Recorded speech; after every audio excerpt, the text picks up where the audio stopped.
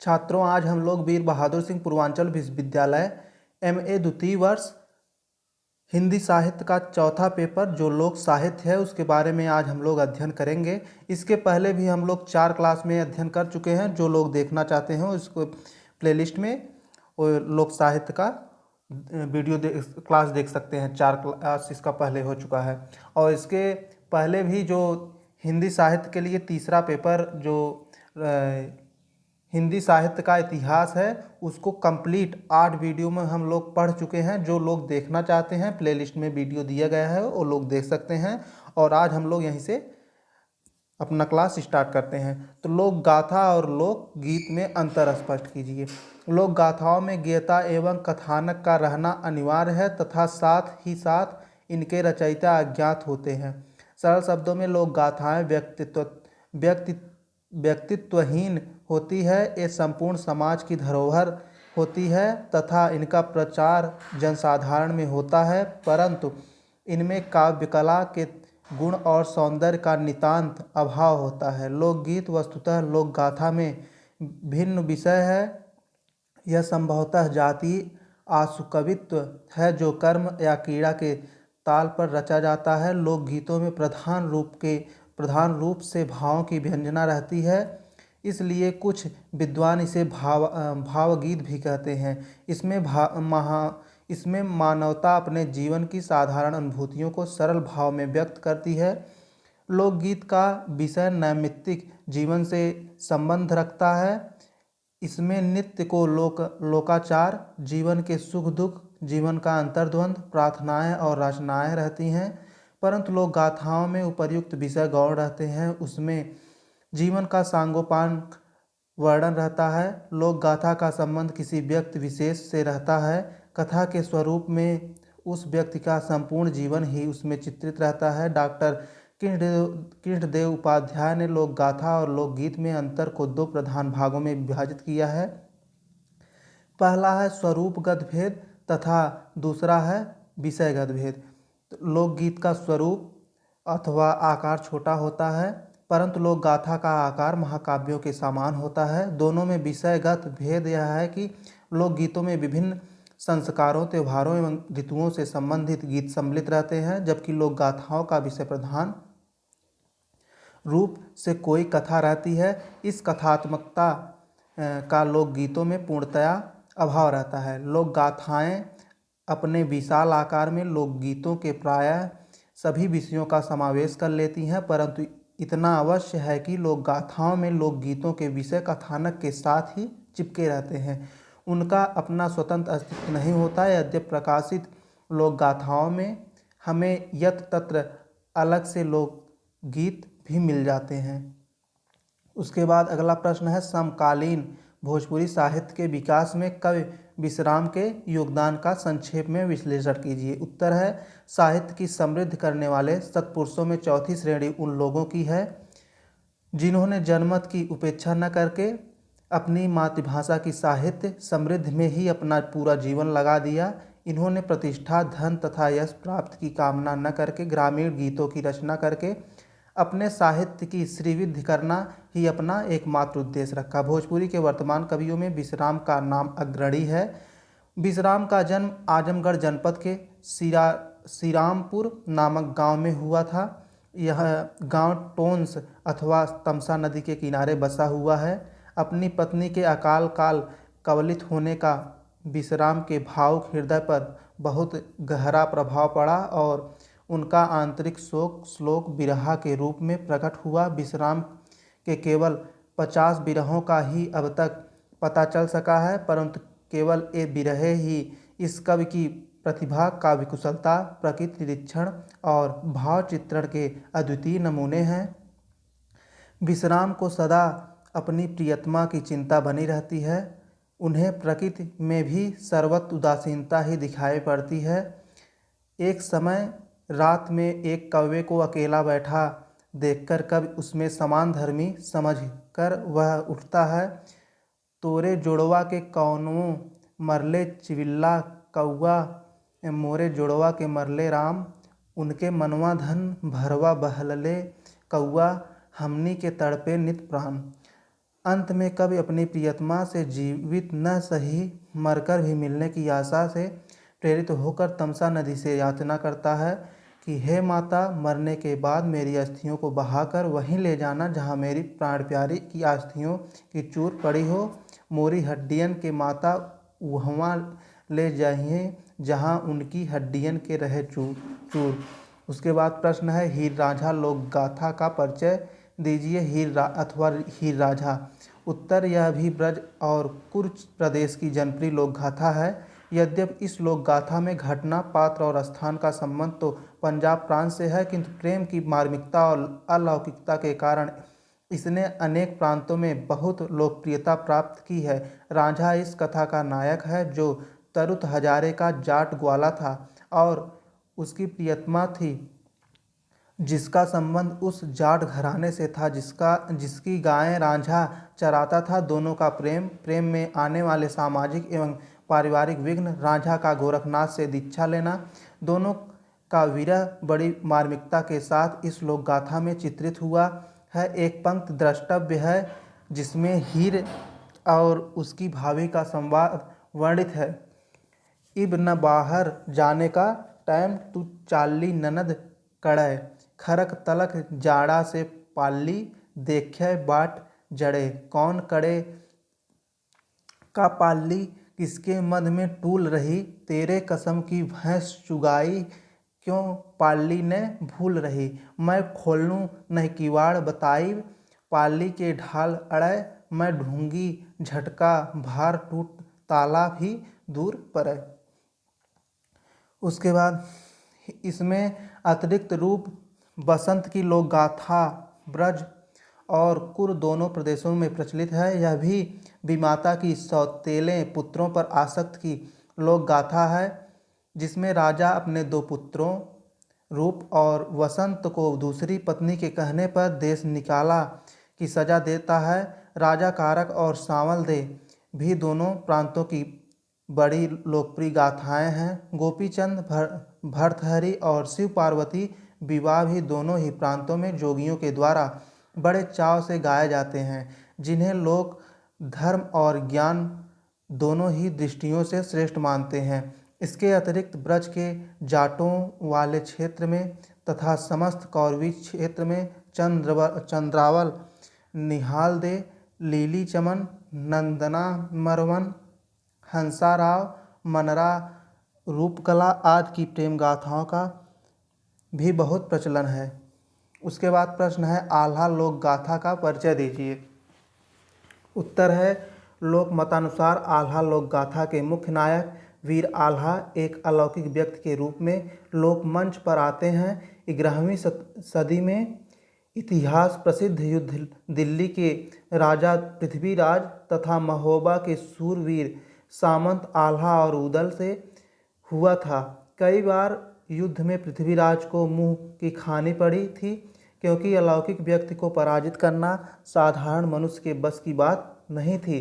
अंत में आपसी फूट के कारण उदल के मर जाने पर भाई का वियोग आल्हा सहन नहीं कर पाए और सशरीर पृथ्वी के अंदर प्रवेश कर गए। आल्हा के नाम पर ही यह लोक गाथा प्रचलित है। इस गाथा में श्रृंगार, करुण, हास्य, वात्सल्य, रौद्र आदि रसों का संयोग मिलता है, परंतु वीर रस ने ही अन्य सभी रसों का नायकत्व प्राप्त किया, इसलिए इसे वीर कथात्मक लोक गाथा कहा गया है। इस गाथा में अनेक स्थलों पर श्रृंगार एवं करुण रस की नदी बह निकली है, परंतु बात की बात में तलवार खींच लेना और समर ठान देना ही इस गाथा की सर्वोपरि विशेषता है। इस गाथा में तत्कालीन राजनीतिक, सामाजिक, सांस्कृतिक, आर्थिक एवं धार्मिक सभी परिस्थितियों का समाहार चित्रण हुआ है। गाते समय पद्यात्मक भाषा का ही सहारा लिया जाता है, परंतु बोल और ताल के चढ़ाव उतार में ऐसा आभास होता है जैसे गद्यात्मक भाषा में ही वर्णन किया जा रहा हो। इसमें कहीं एक समान शब्दों की यतियाँ नहीं प्रयुक्त होती, परंतु यत्र तत्र टेक पदों की आवृत्ति अवश्य हुई है। झून वा गढ़ या झूनागढ़, तथा महोबागढ़ की लड़ाई अत्यंत ओजस्वी है। बेला के सती होने की लड़ाई के समय का वर्णन देखिए। हाथी बढ़ाया तब आल्हा ने, और अपने मन कियो विचार है यह जालिम चौड़ा ब्राह्मण द्रोणाचार्य को अवतार। बाँह पकड़ के तव चौड़ा की, ते ही हौदा ते कियो उतार। भीज भीज के चौड़े मार्यो, देखो हाल पिथौरा राय। उसके बाद प्रश्न है, लोक संस्कृत का स्वरूप विश्लेषित कीजिए, अथवा लोक संस्कृत की प्रमुख विशेषताओं को स्पष्ट कीजिए, अथवा लोक संस्कृति। उत्तर है, लोक संस्कृत नगरीय संस्कृत से नितांत भिन्न है, जो लिखित न होकर मौखिक परंपराओं पर अधिक निर्भर है। इसलिए यह चिरंतन तथा शाश्वत है, कालजयी है। यह एक प्रकार से मौखिक सांस्कृतिक परंपरा है। यहाँ ज्ञान और कला के व्यवसायीकरण की संभावना बहुत ही कम होती है। लोक संस्कृति के अंतर्गत वे सभी देवता, धार्मिक विधि विधान अथवा अनुष्ठान, विश्वास, ज्ञान, विज्ञान, कला, साहित्य, संगीत, कहावतें, मुहावरे, लोक गाथाएँ, नाटक आदि आते हैं, जिनका स्रोत प्रत्यक्ष रूप में कोई धर्म ग्रंथ या कोई अन्य ग्रंथ नहीं है, एवं मौखिक रूप से पीढ़ी दर पीढ़ी हस्तांतरित होते रहते हैं। ग्रामीण क्षेत्रों में अनेक ऐसी देवी देवताओं की पूजा होती है और कई ऐसे त्यौहार मनाए जाते हैं जिनके फैलाव का क्षेत्र संपूर्ण भारत है, जिनका उद्गम कोई न कोई अखिल भारतीय धर्म ग्रंथ है। ऐसे देवी देवता या त्यौहार संस्कृत की अभिजात परंपरा से संबंधित हैं, लेकिन साधारण प्रत्येक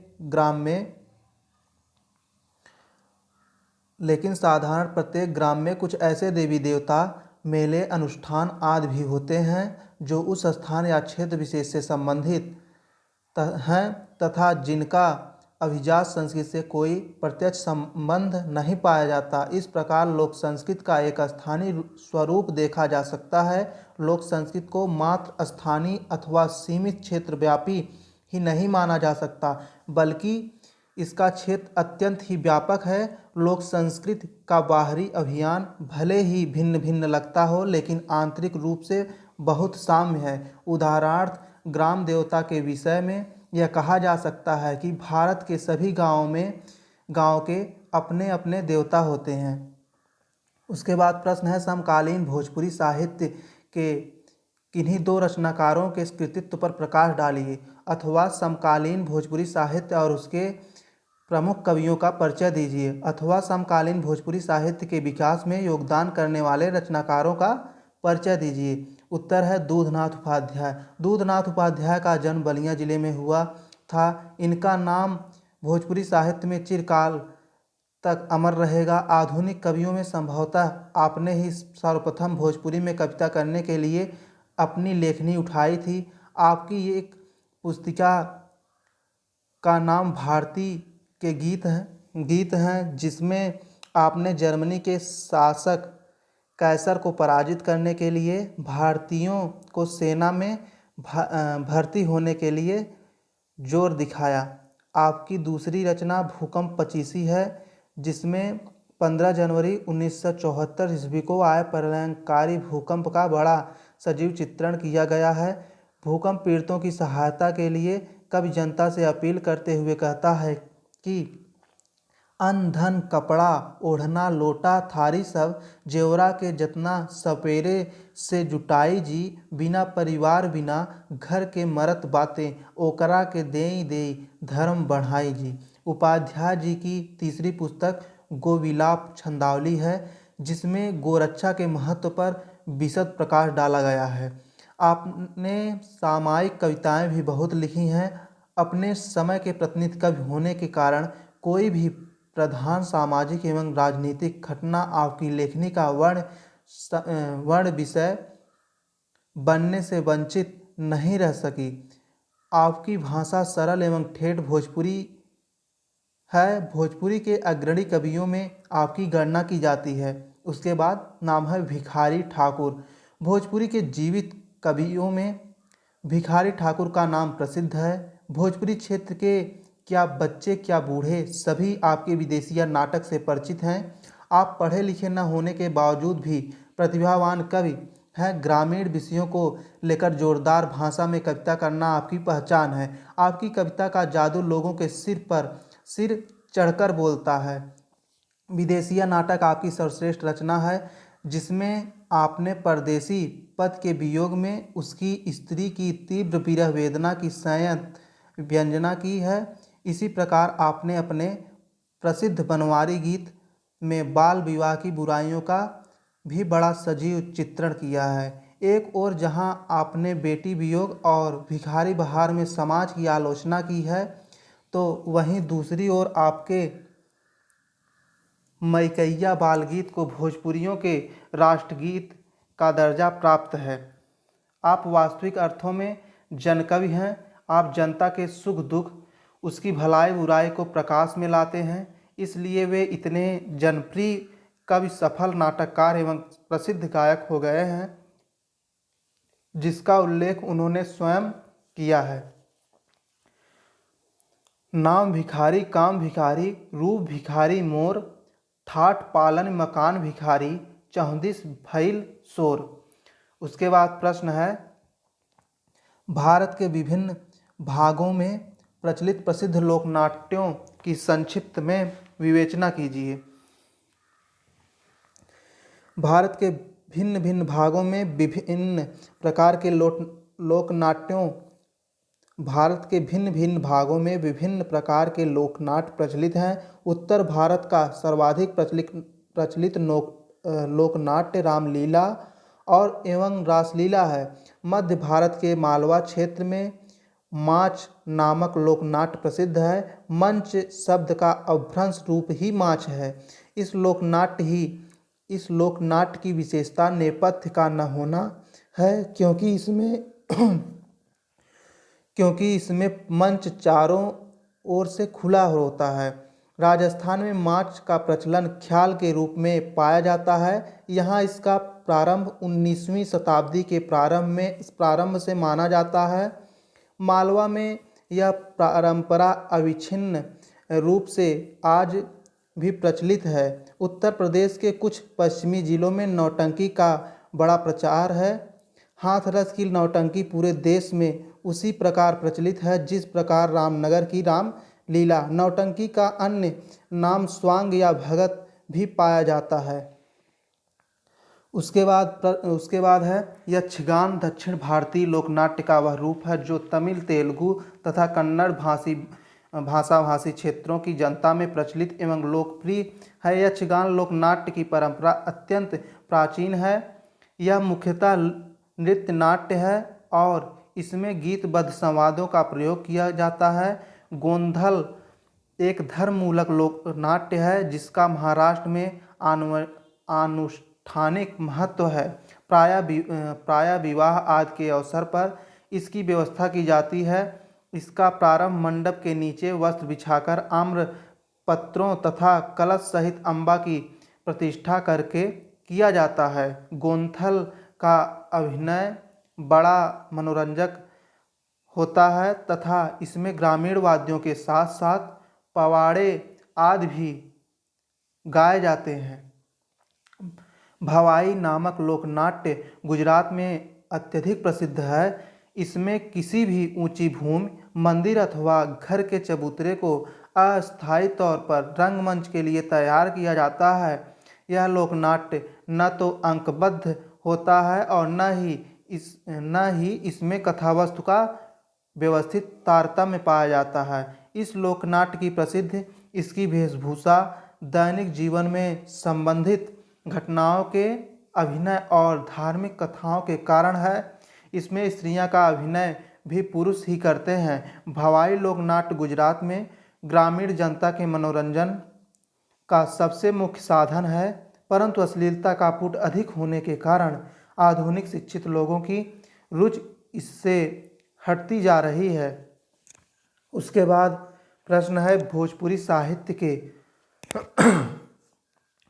साहित्य के नाटकों का संक्षिप्त परिचय दीजिए, अथवा भोजपुरी क्षेत्र में प्रचलित विभिन्न लोक नाट्यों की विवेचना कीजिए।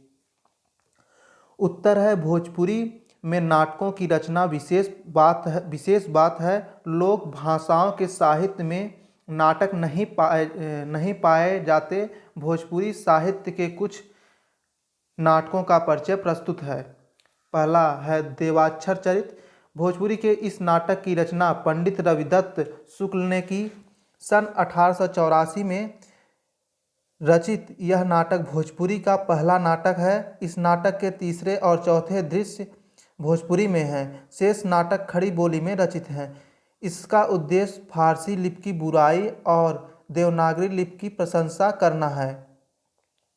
उसके बाद दूसरा है विदेशिया। इस नाटक की रचना भिखारी ठाकुर ने की है। यह नाटक भोजपुरी समाज में विशेष आदर का पात्र है। इसकी भाषा चुस्त एवं ठेठ अवधी है। तीसरा नयकी दुनिया। राहुल संस्कृत्यायन ने नयकी दुनिया, ठुनमुन नेता, मेहरारून के दुर्दशा, जौंक, ई हमार लड़ाई, देश रक्षक, जपनिया राक्षस, जर्मनवा के हार निश्चय, इन 8 नाटकों की रचना की। और चौथा उल्टा जमाना। इस नाटक की रचना गोरखनाथ चौबे ने की है। उसके बाद दीर्घ उत्तरी प्रश्न है। यह इस निर्देश दिया गया है इसमें। इस खंड में प्रश्न संख्या 7 से 11 दीर्घ उत्तरी प्रश्न है। परीक्षार्थियों को किन्हीं 2 प्रश्नों का उत्तर देना अनिवार्य है। प्रत्येक प्रश्न के लिए 15 अंक निर्धारित हैं। प्रत्येक प्रश्न का उत्तर लगभग 500 शब्दों में दीजिए। मतलब प्रश्न नंबर 7 से लेकर प्रश्न नंबर 11 तक वीर बहादुर सिंह पूर्वांचल विश्वविद्यालय के अंतर्गत हिंदी द्वितीय वर्ष में लोक साहित्य सब्जेक्ट में, जैसे प्रश्न नंबर 7 से 11 तक इसमें 5 प्रश्न आएंगे। 5 में से 2 प्रश्न कोई करना होगा जो 15-15 नंबर के प्रश्न होंगे और 500 शब्दों में लिखना होगा। तो प्रश्न है लोक साहित्य की अवधारणा को स्पष्ट कीजिए और उसके अध्ययन क्षेत्र पर प्रकाश डालिए, अथवा लोक साहित्य की परिभाषा देते हुए उसकी विशेषताएं बताइए, अथवा लोक साहित्य से आप क्या समझते हैं, उसकी पहचान क्या है, अथवा लोक साहित्य की विभिन्न विद्वानों द्वारा दी गई परिभाषाओं का विवेचन करते हुए उसकी एक सर्वमान्य परिभाषा दीजिए। संक्षेप में उसकी विशेषताएं भी बताइए, अथवा लोक साहित्य की परिभाषा देते हुए उसके महत्व पर प्रकाश डालिए। उत्तर है साहित्य के क्षेत्र में 2 शब्द प्रचलित हैं, शिष्ट साहित्य तथा लोक साहित्य। यह हम अन्यत्र उल्लेख कर चुके हैं कि लोक साहित्य लोक वार्ता का एक महत्वपूर्ण अंग है तथा लोकगीत, लोक कथाएँ, लोक गाथाएँ, लोकगीत, कथागीत, धर्म गाथाएँ, लोकनाट्य, नौटंकी, रासलीला आदि लोक साहित्य से संबद्ध विषय हैं। शिष्ट साहित्य अथवा परिनिष्ठित साहित्य निश्चय रूप से लिखित साहित्य होता है, जबकि लोक साहित्य अलिखित एवं लिखित दोनों रूपों में उपलब्ध होता है। वैसे तो लोक साहित्य सामान्यतः मौखिक ही रहा है तथा वह मौखिक परंपरा द्वारा ही अनवरत चलता रहता है, परंतु अब शिक्षा एवं छपाई के प्रचार प्रसार के कारण लोक साहित्य के स्वरूप में बहुत कुछ परिवर्तन हो गया है। आज का लोक कवि जो भी नए साहित्य की रचना करता है वह सब लिपिबद्ध या लिखित होता है। इसके अतिरिक्त लोक साहित्य के संकलन एवं संग्रह तथा शोध में प्रगति होने के फलस्वरूप बहुत सा लोक साहित्य लिपिबद्ध किया जा रहा है तथा उसको ग्रंथ रूप में प्रकाशित किया जाने लगा है। लोक साहित्य की परिभाषा। लोक साहित्य की विशेषताओं के आधार पर कोई ऐसी पूर्ण तथा सर्वमान्य परिभाषा विद्वानों द्वारा आज तक नहीं दी जा सकी है जिसके आधार पर लोक साहित्य की कोई पहचान स्थापित की जा सके। फिर भी अनेक विद्वानों ने लोक साहित्य की परिभाषा अपने दृष्टिकोण से देने का प्रयास तो किया ही है। इसलिए पहले हम कुछ प्रमुख विद्वानों द्वारा दी गई परिभाषाएं निम्न क्रम में उद्धृत कर रहे हैं।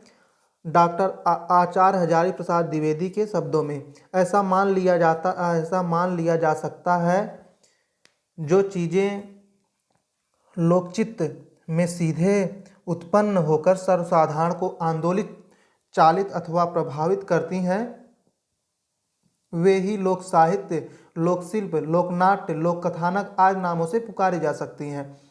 डॉक्टर सत्येंद्र के अनुसार लोक साहित्य के अंतर्गत वह समस्त बोली या भाषागत अभिव्यक्ति आती है जिसमें आदिम मानस के अवशेष उपलब्ध हों, व परंपरागत मौखिक क्रम से उपलब्ध बोली या भाषागत अभिव्यक्ति हो जिसे किसी की कृत न कहा जा सके, जिसे श्रुति ही माना जाता हो और लोक मानस की प्रवृत्ति में समाई हुई हो। स है वह कृतित्व हो, किंतु वह लोक मानस के सामान्य तत्वों से ऐसे युक्त हो कि उसके किसी व्यक्तित्व के साथ संबद्ध रहते हुए भी लोग उसे अपने ही व्यक्तित्व की कृत स्वीकार करें।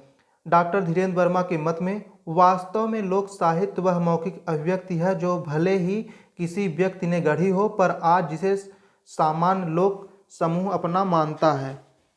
उसके बाद है डॉक्टर कृष्ण देव उपाध्याय के मतानुसार डॉक्टर उपाध्याय ने सुप्रसिद्ध पाश्चात्य लोकवार्ता विशारद ग्रिम के नाम का उल्लेख करते हुए जनता के लिए रचा गया जनकाव्य कहकर लोक साहित्य की निम्न परिभाषा निर्धारित करने का प्रयास किया है।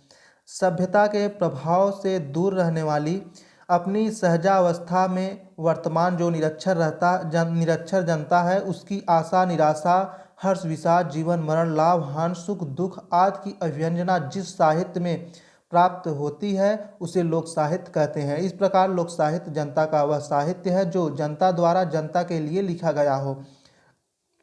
डॉक्टर कुंदन लाल उप्रेती ने निष्कर्ष स्वरूप एक परिभाषा देने का प्रयास किया है जो इस प्रकार है। अतः आदिम मानव के मस्तिष्क की सीधी तथा सच्ची अभिव्यक्ति ही लोकवार्ता तथा लोक साहित्य है।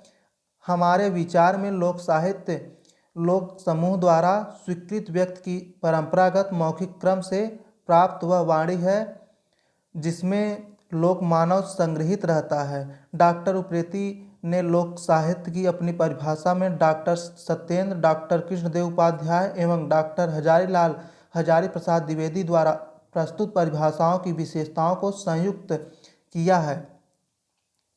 लोक साहित्य की विशेषताएं। लोक साहित्य की परिभाषाओं के आधार पर उसकी निम्नलिखित विशेषताओं का उल्लेख किया जा सकता है। पहला है रचनाकार ज्ञात नहीं होता। इसमें लिखेंगे लोक साहित्य का रचनाकार ज्ञात नहीं होता। यह मौखिक परंपरा द्वारा एक पीढ़ी से दूसरी पीढ़ी तक निरंतर चलता जाता है। लोक साहित्य की रचना अनेक रचनाओं के योगदान से अस्तित्व में आती हैं। फिर दूसरा है जनपदी बोली में अभिव्यक्ति। इसमें लिखेंगे लोक साहित्य की अभिव्यक्ति किसी जनपद की बोली के माध्यम से होती है। इसमें लोक जीवन और लोक संस्कृति की झांकी जनपदी बोली में चित्रित की जाती है। तीसरा है शास्त्रीय सिद्धांतों के बंधन से मुक्त। लोक साहित्य शास्त्रीय सिद्धांतों के बंधन से पूर्णतः मुक्त होता है। इसकी रचना के मानदंड पूर्व निर्धारित नहीं होते। लोकगीतों की रचना में छंद अलंकार संबंधी कोई नियम नहीं होते। उसके बाद चौथा है सहज, सरस और अकृत्रिम। लोक साहित्य में कोई आडंबर नहीं होता, वरन वह सहज, सरल, अकृत्रिम और स्वतः स्फूर्त होता है। उसके बाद है पांचवा अर्धसभ्य समाजों की भावनाओं का चित्रण। इसमें लिखेंगे लोक साहित्य में आदिम सभ्यता, अर्धसभ्य तथा असभ्य समाज की भावनाओं की अभिव्यक्ति होती है। इन समाजों से जुड़े रीति रिवाजों और संस्कारों की झांकी उस समाज की बोली के माध्यम से लोकगीतों में चित्रित की जाती है। लोक साहित्य की विशेषताओं के अंतर्गत निम्न बातों को भी सम्मिलित किया जा सकता है। पहला लोकानुभूत, दूसरा जनपदी बोली की शब्दावली, तीसरा सहज प्रवाह, चौथा स्वच्छंद विधान, शास्त्रीय नियमों का बंधन नहीं, पांचवा लयपूर्ण गेयता की प्रधानता लोक कथाओं को छोड़कर, छठवां है आदिम जीवन की अभिव्यक्ति। तो सातवां लोक जीवन लोक संस्कृति की अभिव्यक्ति, रूढ़ियों, परंपराओं, प्रथाओं, लोक विश्वासों, व्रतों, त्योहारों, पर्वों, उत्सवों की प्रधानता। उसके बाद उसके बाद 8वां है अर्ध सभ्य असभ्य जातियों के जीवन, रहन सहन की अभिव्यक्ति। उपर्युक्त विशेषताओं को ही लोक साहित्य के रूप विधायक तत्वों के रूप में स्वीकार किया जा सकता है। अतः निष्कर्ष रूप में कहा जा सकता है कि लोक साहित्य सहज, सरल, स्वच्छंद अभिव्यक्ति का नाम है जो किसी प्रकार के शास्त्रीय नियमों का बंधन स्वीकार नहीं करता और अनगढ़, अकृत्रिम तथा कलात्मक अभिव्यक्ति के से कोसों दूर रहता है। लोक साहित्य का क्षेत्र व्यापक है। लोक साहित्य के विद्वानों का मत है कि जहाँ जहाँ लोक है वहीं वहीं लोक साहित्य भी उपलब्ध होता है। आदिम जीवन का तो लोक साहित्य से घनिष्ठ संबंध है। यदि यह कहा जाए कि आदिम जीवन लोक साहित्य का संस्कार विधाता है तो कोई अतिशयोक्ति नहीं होगी। पूर्ण सभ्य सुसंस्कृत जातियों के जीवन में संस्कारों को संपन्न करने में जो भूमिका वैदिक मंत्रों की होती है, आदिम जातियों में लोकगीतों की भी वही भूमिका होती है। वास्तव में लोक जीवन के लिए लोकगीत ही वैदिक मंत्र हैं। जन्म से लेकर विवाह, मरण आदि तक के विविध अवसरों पर लोकगीत गाने की परंपरा है। संपूर्ण वर्ष सभी ऋतुओं में जीवन के विविध क्रियाकलापों के अवसर पर लोकगीतों के गाने की परंपरा है। इसी प्रकार बाल्यकाल से ही दादी नानी की कहानियों से लेकर व्रतों, त्योहारों, पर्वों, उत्सवों, मेलों, तीर्थों, धार्मिक सामाजिक क्रियाकलापों के अवसर पर लोकगीतों को गाया जाता है। तात्पर्य यह है कि लोक जीवन का प्रत्येक क्षण लोक साहित्य से किसी न किसी प्रकार संबंध रहता है। जिस प्रकार मनुष्य का जीवन बहुआयामी है, उसी प्रकार लोक साहित्य का क्षेत्र भी बहुत विस्तृत है। इस संबंध में डॉक्टर कृष्णदेव उपाध्याय का निम्नांकित कथन उद्धृत करना उपयुक्त होगा।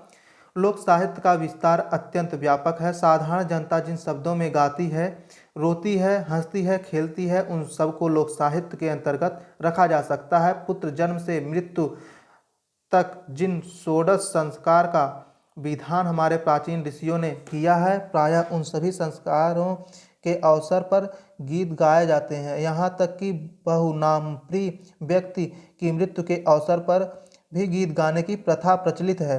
विभिन्न ऋतुओं में प्रकृति में जो परिवर्तन दिखाई पड़ता है, उसका प्रभाव जनसाधारण के हृदय पर पड़े बिना नहीं रहता। अतः बाह्य जगत में इस परिवर्तन को देखकर हृदय में जो उल्लास या आनंद की अनुभूति होती है, वह लोक गीतों के रूप में प्रकट होती है। खेतों की बुआई, निराई, लुनाई आदि के समय भी गीत गाए जाते हैं। जनता अपने पूर्वजों के पूर्ण कार्यों को गाकर आनंद प्राप्त करती है। उनका यशोगान कर श्रोताओं के हृदय में वीर रस का संचार करती है।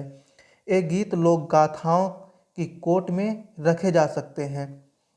उसके बाद इस प्रकार हम देखते हैं कि लोक साहित्य की व्यापकता मानव के जन्म से लेकर मृत्यु तक है तथा स्त्री, पुरुष, बच्चे, जवान तथा बूढ़े सभी लोगों की सम्मिलित संपत्ति है। लोक साहित्य के विषय क्षेत्र में सारा लोक जीवन, लोक संस्कृति और लोक परंपरा प्रथाओं का संसार समा जाता है।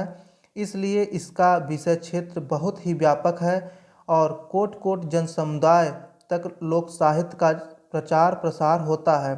लोक साहित्य का क्षेत्र इतना व्यापक है कि इसके अंतर्गत आर्थिक, सामाजिक, धार्मिक, पौराणिक, नैतिक, भाषा शास्त्री जैसे सभी विषय समाविष्ट रहते हैं। लोक साहित्य में भौगोलिक एवं आर्थिक दशा का चित्रण उपलब्ध होता है। लोक साहित्यों के उल्लेखों से आर्थिक भूगोल का पता चलता है। लोकगीतों और लोक गाथाओं में प्रयुक्त शब्द तत्कालीन समाज की अर्थव्यवस्था का ज्ञान कराते हैं।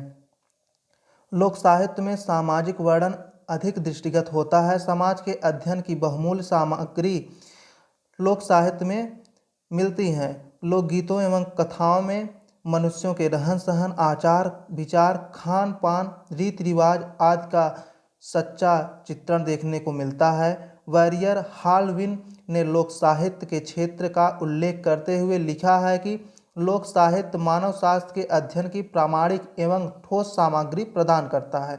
उपर्युक्त वर्णन से स्पष्ट है कि लोक साहित्य का ज्ञान के क्षेत्र में हस्तक्षेप है। इसके क्षेत्र की व्यापकता को नकारा नहीं जा सकता। उसके बाद प्रश्न है, लोक साहित्य और शिष्ट साहित्य के अंतः संबंध पर लोक साहित्य और शिष्ट साहित्य के अंतः संबंध पर प्रकाश डालिए, अथवा अभिजात्य साहित्य एवं लोक साहित्य में अंतर स्पष्ट कीजिए। लोक साहित्य और शिष्ट साहित्य का वैषम्य, ऐसा हेडिंग रहेगा। लोक साहित्य के विभिन्न अंगों, लोकगीतों, लोक कथाओं, लोक गाथाओं आदि को लेखबद्ध करने के पश्चात उनमें सौंदर्य और चमत्कार भले ही आ जाए, परंतु स्वाभाविक सौंदर्य और उन्मुक्त प्रवृत्ति नहीं रह जाती जिसमें वे जन्मे, पनपे और विकसित हुए हैं। फ्रैंक सिजविक की यह उक्ति अक्षरशः सत्य है कि लोक साहित्य का लिपिबद्ध होना ही उसकी मृत्यु है। अस्तु मौखिक प्रवृत्ति ने ही लोक साहित्य को व्यापकता और अनेक रूपता प्रदान की है। इसके विपरीत नागर या शिष्ट साहित्य श्रुत परंपरा पर आधारित नहीं होता। लेखबद्धता ही इसकी सर्वप्रमुख विशेषता है। इसमें लेखक या रचयिता का व्यक्तित्व अज्ञात नहीं होता। नागर साहित्य का व्यापकत्व एवं रूप उतना ही रह जाता है जितना देश काल या सीमा आदि का रूप लेखक अपनी लेखनी द्वारा प्रस्तुत कर देता है। लोक साहित्य एवं नगर साहित्य के अंतर की रूपरेखा स्पष्ट करने वाला दूसरा तत्व अनलंकृत शैली है। शिष्ट साहित्य के सृजन करने के पीछे उनमें अधिक से अधिक काव्य तत्वों का स्थान देने का प्रयोजन होता है। या यह कहना कि नागर साहित्य का सृजन बिना प्रयोजन के होता ही नहीं अनुचित नहीं होगा। पिंगल शास्त्र के विधानानुसार काव्य के दशांगों का पूरा समावेश तथा विविध शैली तथा साहित्य को अधिक से अधिक परिमार्जित एवं चमत्कृत करना साहित्यकारों का उद्देश्य होता है। परंतु लोक साहित्य छंद शास्त्र के नियमों में बंधकर नहीं चलता। इसमें कृत्रिमता, सजावट, चमत्कार प्रियता को स्थान नहीं मिलता। स्वाभाविकता ही इसकी गति है। इसके मूल में अलंकरणों एवं कृत्रिम तत्वों को स्थान मिलते ही इसके स्वाभाविक स्रोत नत सूख जाते हैं। लोक साहित्य वह वन्य कुसुम है जो बिना संवारे ही अपनी प्राकृतिक आभा से दीप्तिमान होकर लोकमानस के गले का हार बनता है। लोक साहित्य अपनी नैसर्गिक लालिमा के साथ मानव के प्रभात से ही प्रस्फुटित होकर जीवन की दोपहरी को अतिरंजित करता हुआ शाम तक अबाध गति से उसे आलोडित विलोडित करता रहता है। यहाँ कोई ऐसी लक्ष्मण रेखा नहीं कि लोक साहित्य में अलंकारों का सहयोग ही नहीं, अपितु इनका स्थान सर्वत्र परम स्वाभाविक है। अलंकृत काव्य एवं लोकगीतों के वैषम्य पर प्रकाश डालते हुए पंडित राम नरेश त्रिपाठी का यह कहना है कि ग्राम गीत और महाकवियों की कविता में अंतर है। ग्राम गीतों में रस है, महाकाव्य में अलंकार। ग्राम गीत हृदय का धन है और महाकाव्य मस्तिष्क का। ग्राम गीत प्रकृति के उद्गार हैं, इनमें अलंकार नहीं केवल रस है, छंद नहीं केवल लय है, लालित्य नहीं केवल माधुर्य है। रचयिता का अज्ञात होना। लोक साहित्य में रचयिता तथा उसका रचनाकाल अज्ञात होता है, जबकि नागर साहित्य में सर्वप्रथम इन्हीं का परिचय मिलता है। रचयिता एवं रचनाकाल का अज्ञात नाम जबकि साहित्य में सर्वप्रथम इन्हीं का परिचय मिलता है। रचयिता एवं रचनाकाल का अज्ञात नाम होना ही लोक साहित्य एवं नगर साहित्य के अंतर का दूसरा आधार है। लोक कवि या लोक कथाकार के नाम का उल्लेख लोकगीतों में नहीं मिलता। इनका व्यक्तित्व भी इन लोकगीतों में उभरा हुआ है, परंतु लोक का व्यक्तित्व बनकर लोक कवि ने परार्थ सुखाय और परार्थ हित की कामना करके सरस्वती का आह्वान किया होगा, तभी तो इन गीतों में उसके नाम, स्थान और व्यक्तिगत प्रचार को लेशमात्र भी स्थान नहीं मिल पाया है। लोक साहित्य का कोई मूल पाठ नहीं मिलता, परंतु यह भी संभव हो सकता है कि इसका कोई निश्चित मूल पाठ रहा भी न हो। नागर साहित्य का आरंभ ही मूल पाठ से होता है। इसमें रचयिता या लेखक का नाम, उनका व्यक्तित्व या रचना काल अज्ञात नहीं होता। नगर साहित्य के लेखकों और रचयिताओं का नाम अज्ञात भी कैसे रहता। अनेक कवियों के दोहों, सोरठों और रोलों एवं छंदों में इनके नाम की छाप लगी मिलती है। कबीर, सूर, मीरा, रसखान, रहीम, तुलसी एवं बिहारी प्रभृत कवियों की रचनाओं में ही इनके व्यक्तित्व की स्पष्ट छाप नहीं झलकती, वरन आधुनिक कवियों की रचनाओं में भी इनके व्यक्तित्व की प्रचुर छाप लगी हुई है। शिष्ट साहित्यकारों की कविताओं का अवलोकन संपूर्ण समाज द्वारा किया जाता है, परंतु मात्र शिक्षा एवं अध्ययन के दृष्टिकोण से ही लोक साहित्य एवं नगर साहित्य के अंतर को स्पष्ट करने वाला पांचवा तत्व साहित्य में प्रचार या उपदेशात्मक प्रवृत्तियां हैं। लोक कवि लोकगीतों की रचना,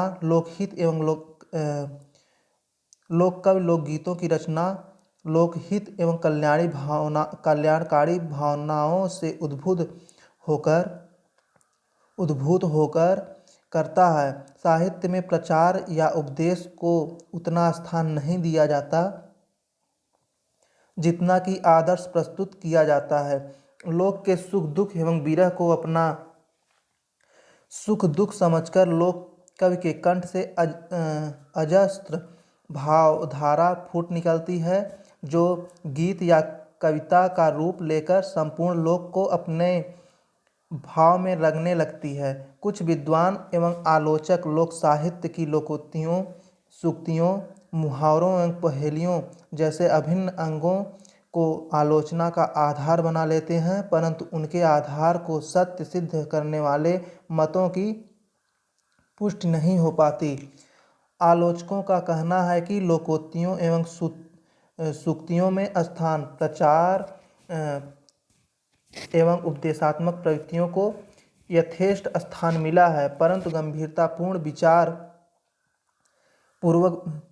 गंभीरतापूर्वक विचार करते यदि देखा जाए तो इन लोकोक्तियों एवं सूक्तियों का प्राण कोरा उपदेश ही नहीं, इनमें शताब्दियों की सजोई अनुभूतियों, जिनके अभाव में मानव की प्रगतिशील प्रवृत्तियां एवं कल्पनाएं कुंठित होकर रह जाती हैं, का अभिव्यक्तिकरण होता है। अतः यह कहना कि लोकोक्तियों एवं सूक्तियों की अभिव्यंजना शक्ति को अभिव्यक्त कर समस्त लोक के सर्वांगीण हित की कामना की जाती है तो असंगत नहीं होगा, जबकि वही दूसरी ओर नागर या शिष्ट साहित्य के प्रचार एवं उपदेशात्मक प्रवृत्तियां ही रचना का केंद्र बिंदु होती हैं। आदि कवि वाल्मीकि से लेकर नूतन काल के सभी साहित्यकारों की रचना में प्रचार एवं उपदेशात्मक प्रवृत्तियां घर कर गई हैं।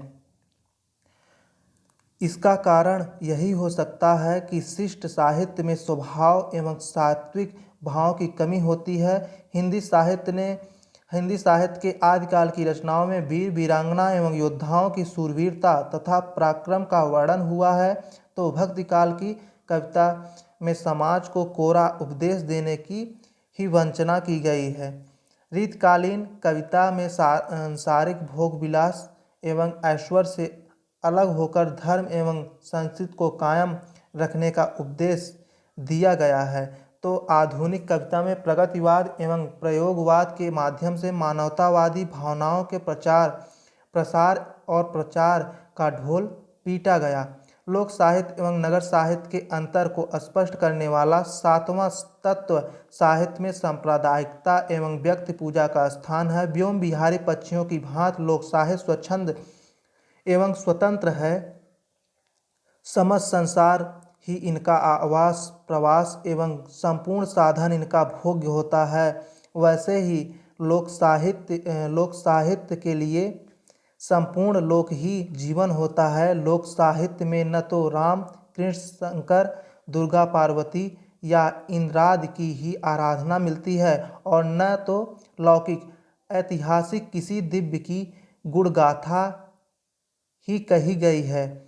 इसके अतिरिक्त नागर साहित्य में सांप्रदायिक तत्वों व्यक्ति पूजा के लिए यथेष्ट स्थान है। विश्व के सभी शिष्ट साहित्य के अधिकांश पन्ने जाति और समुदाय को आधार बनाकर रंगे गए हैं। कहीं कहीं तो जातियों के नाम पर ही साहित्य का सृजन हुआ है तो कहीं व्यक्ति विशेष के नाम पर महाकाव्यों की रचना हुई है। लोक साहित्य और शिष्ट साहित्य का संबंध इसके अतिरिक्त लोक साहित्य एवं शिष्ट साहित्य में परस्पर सह संबंध भी है। लोक साहित्य शिष्ट साहित्य के लिए पर्याप्त सामग्री देता है। लोक साहित्य और शिष्ट साहित्य में पर्याप्त अंतर है, फिर भी इन दोनों का घनिष्ठ संबंध भी है। लोक साहित्य ने ही शिष्ट साहित्य को एक ठोस आधारभूमि प्रदान की है। परिनिष्ठित शास्त्रीय नियमों से परिपूर्ण होकर आज हमें जो नागर या शिष्ट साहित्य प्राप्त है उसका जनक लोक साहित्य ही है। लोक गीत, लोक कथा, लोक नाटक आदि का परिनिष्ठित एवं शिष्ट रूप ही आज नगर साहित्य के रूप में हमें उपलब्ध है। डॉक्टर सच्चिदानंद तिवारी ने शिष्ट साहित्यिक गीतों के विकास में लोकगीतों के महत्व को स्वीकार करते हुए लिखा है। कालांतर में कला के सहयोग में यही लोकगीत साहित्यिक गीत बन गए। इसमें कवि रुचि प्रधान होने लगी। फिर भी इनमें कुछ ऐसी विशेषताएं बनी रही जो इनके आदिम सामाजिक स्वरूप की ओर संकेत करती है। इनका आकार और इनके संस्कार बहुत दिनों तक लोकगीतों के समान ही बने रहे। लोक विश्वास और लोकानुभव हेडिंग है। लोकमानस के लोक विश्वास एवं लोकानुभव शिष्ट साहित्य की अमूल्य निधि है। अंतर इतना ही पड़ता है कि सारे तत्व शिष्ट साहित्य में परिष्कार एवं नई व्याख्या के साथ प्रस्तुत किए जाते हैं। सूरदास की यशोदा कृष्ण के गले में कठुला पहनाती हैं, डिठौना लगाती हैं। यह सब इसलिए करती हैं कि कृष्ण की किसी की कुदृष्टि न लग जाए। लोकमानस में यह विश्वास है कि बच्चों को नज़र से बचाने के लिए यह अमोघ उपाय है। आधुनिक साहित्य में अपशगुन, भाग्यवाद, नियतिवाद सरलतापूर्वक देखा जा सकता है। प्रसाद के ध्रुवसामनी नाटक में पुच्छल तारे को देखकर राम गुप्त परेशान हो जाता है। साहित्य में पाए जाने वाले ये सारे तत्व लोक साहित्य से ही प्राप्त हैं। लोकोक्तियाँ और मुहावरे। लोक साहित्य में प्राप्त लोकोक्तियाँ और मुहावरे का प्रयोग ज्यों का त्यों शिष्ट साहित्य में मिलता है। लोकानुभव को अभिव्यक्त करने में लोकोक्तियों और मुहावरे अत्यंत प्रभावशाली होते हैं। शिष्ट साहित्य में अनादिकाल से प्रचलित लोकानुभव की अभिव्यक्तियों के इस माध्यम को शिष्ट साहित्य में भी अपनाया गया है। को नृप हों हमें का हानि, यह लोकानुभव ही है। कथानक रूढ़ियाँ। लोक गाथाओं एवं लोक कथाओं में स्थान स्थान पर कथानक रूढ़ियाँ मिलती हैं जो कथा को गति देने में सहायक होती हैं। नायक नायिका जब विपत्ति में फंस जाते हैं तब उन्हें कोई देवी या अलौकिक शक्ति उस विपत्ति से मुक्त कराती है। लोक साहित्य और शिष्ट साहित्य में इस प्रकार की कथानक रूढ़ियाँ समान रूप से पाई जाती हैं। पद्मावत, रामचरितमानस, पृथ्वीराज रासो आदि महाकाव्यों में तथा आल्हा, लोरिकायन, चनैनी, बिडुला आदि लोक गाथाओं में इसे देखा जा सकता है। भाषा, छंद और अलंकार। लोक साहित्य की रचना लोक भाषा में होती है जबकि शिष्ट साहित्य की रचना परिनिष्ठित भाषा में होती है। परंतु शिष्ट भाषा को भी शब्द भंडार के लिए लोक भाषा के शब्दों को ग्रहण करना पड़ता है। ये शब्द शिष्ट साहित्य में लगभग 60% होते हैं। लोक साहित्य और नागर साहित्य में बहुत से ऐसे छंद हैं जो समान रूप से मिलते हैं, जैसे वीर छंद, आल्हा छंद, सोहर छंद आदि। छंद शास्त्र के क्षेत्र में लोक साहित्य किसी नियम विशेष से नहीं बंधा है, परंतु शिष्ट साहित्य में बहुत साम्य है। श्रृंगार और वीर रस लोक साहित्य में बहुत अधिक मिलता है। इसके अतिरिक्त करुण रस, हास्य रस, शांत रस का परिपाक हुआ है। शिष्ट साहित्य में भी इन रसों का पूर्ण परिपाक हुआ है।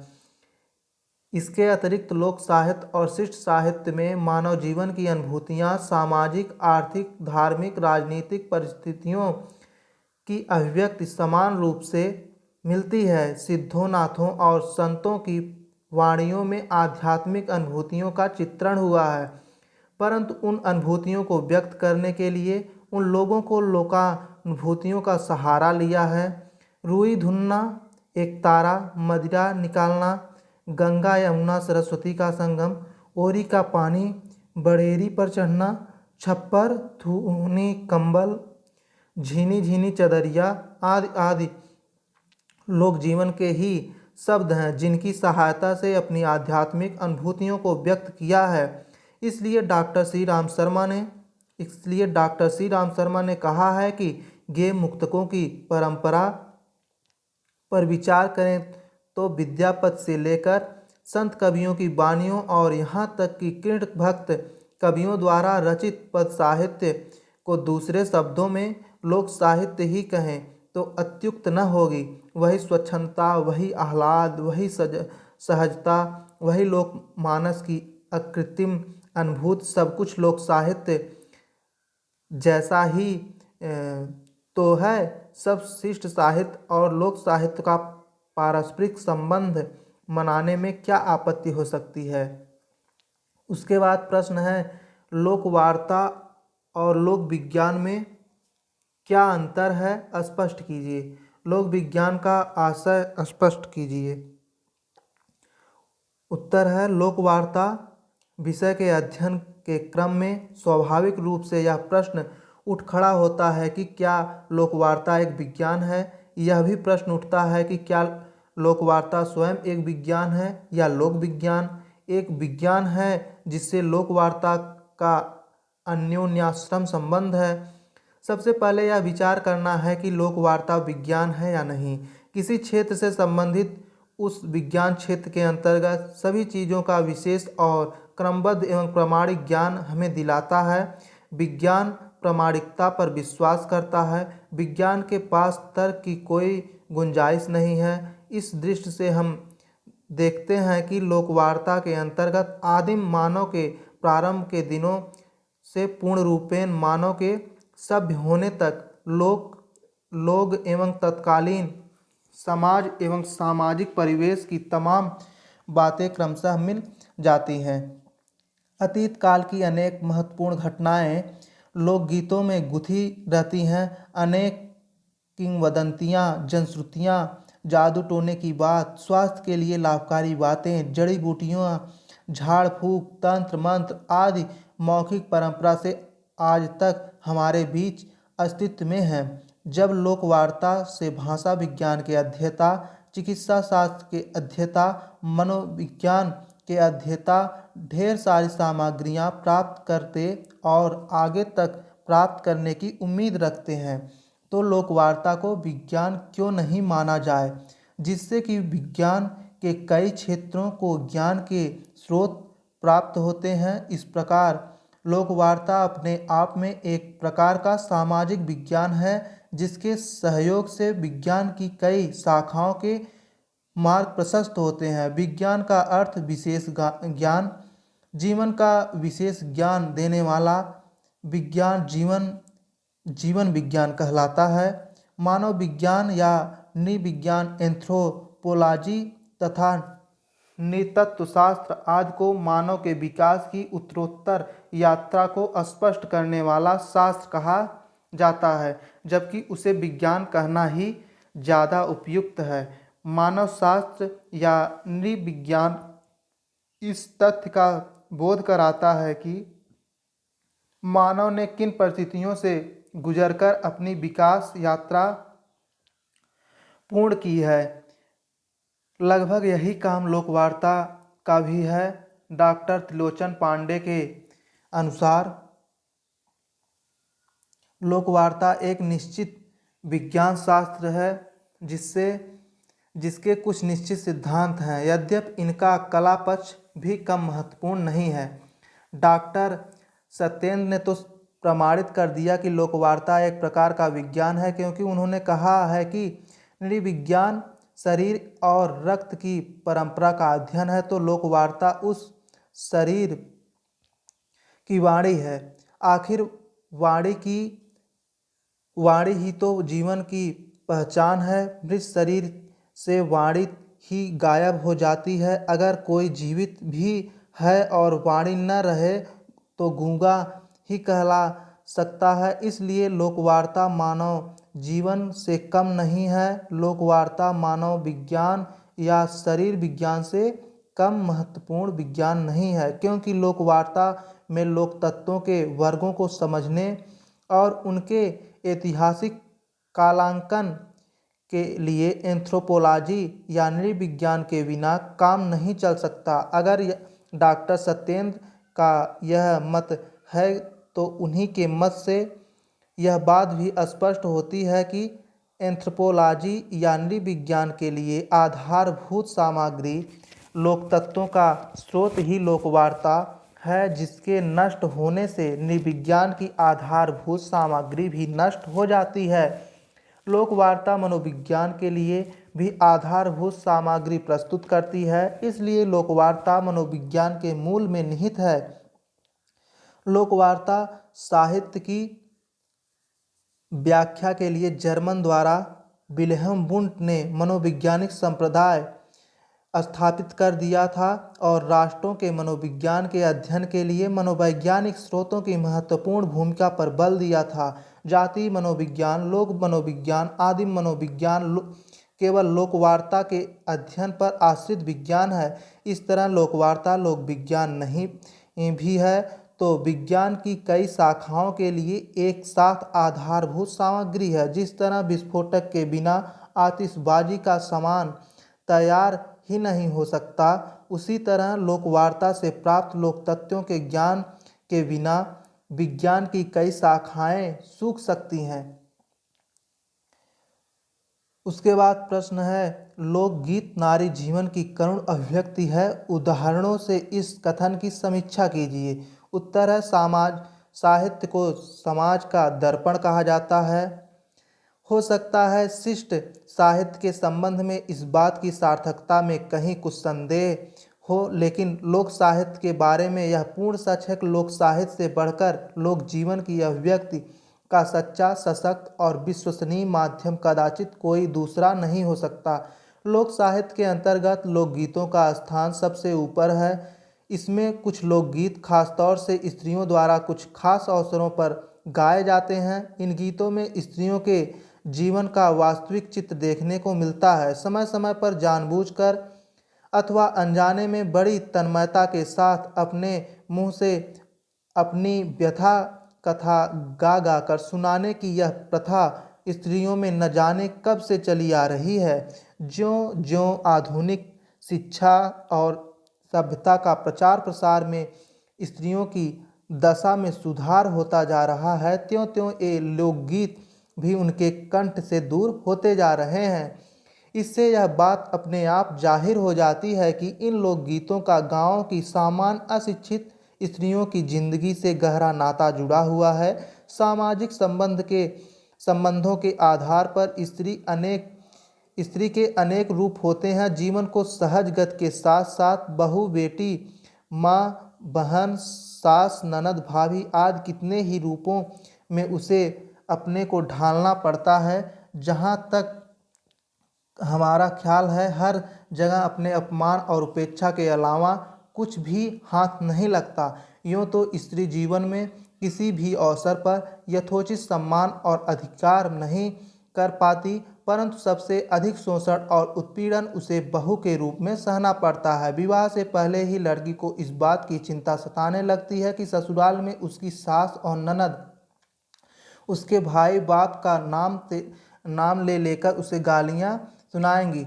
भला यह उसे कैसे बर्दाश्त हो पाएगा। माँ उसे बड़े प्यार से समझाती है, बेटी नव विवाहित वधू के लिए यह कोई नई मुसीबत नहीं है। हर घर में प्रायः ऐसा ही होता है। ऐसी स्थिति आने पर बहुत धैर्य और सहिष्णुता से काम ले लेना चाहिए। ना ना मैं सीख्यों गुण अवगुनिया, ना सीख्यों राम रसोई, सासू ननद मिल भैया गरियई हैं, मोरे बूते सहा न जाय। सीख ल्यो बेटी गुण अवगुणवा, सीख ल्यो राम रसोई, सास ननद मिल भैया गरियई हैं, ले लिहो अचरा पसार।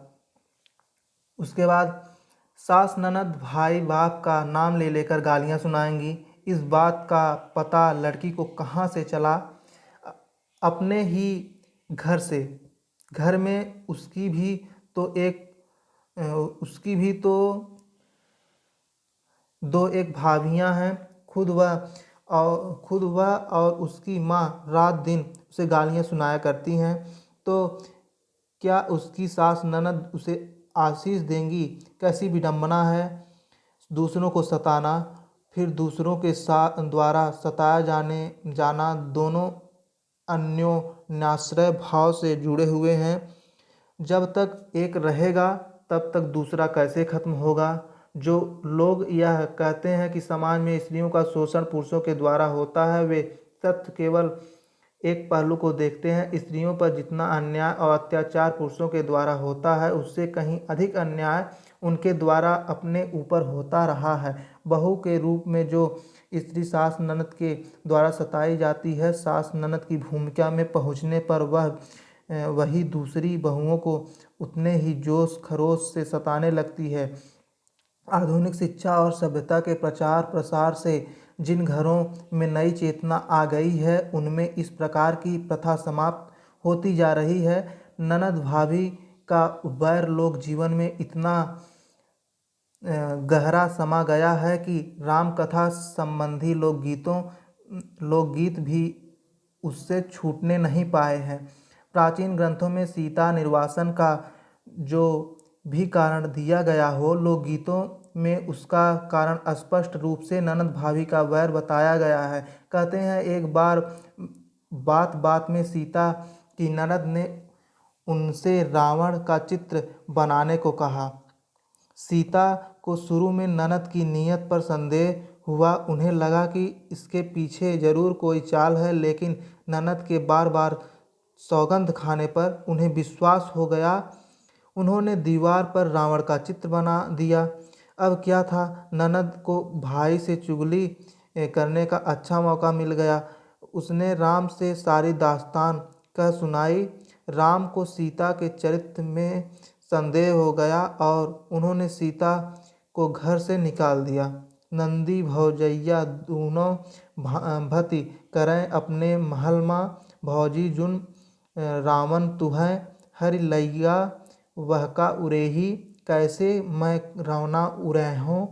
नंदी भैया आगे करिहों चंगुलियों, वे देसवा निकरी हैं। जेवन बैठे भैया जेवना ननद करें चुगली, भैया जवन खन तोर बैरी उ भौजी उरे हैं। लक्ष्मण रथ मची आओ, सीता का बैठाओ बन छोड़ आओ। लक्ष्मण रथ मची आओ, सीता का बैठाओ बन छोड़ आओ। विवाह के लिए लड़की को जिस बात की चिंता थी, विवाह के बाद वह सामने आ जाती है। पुराणों में वर्णित नरक की अवधारणा में जिसका विश्वास न हो, वह गांव में आई नई बहू की जिंदगी के रूप में उसका साक्षात दर्शन कर सकता है। चौका लगाना, बर्तन मांजना, आटा पीसना, धान कूटना, खाना बनाना, देर रात गए तक सभी लोगों को खिलाना पिलाना और अंत में बचे खुचे भोजन के साथ सास ननद की दो चार झिड़कियाँ खाकर चुपचाप सो जाना, यही है नई आई बहू की जिंदगी। अपनी इस दुर्दशा को वह कहे भी तो किससे? ससुराल में उसकी कथा सुनने वाला कौन है? रात दिन वह मायके की राह देखती है और अब जब कभी वह वहाँ से उसका कोई हितैषी आ जाता है तो वह अपनी दुख गाथा कहकर जी हल्का करती है।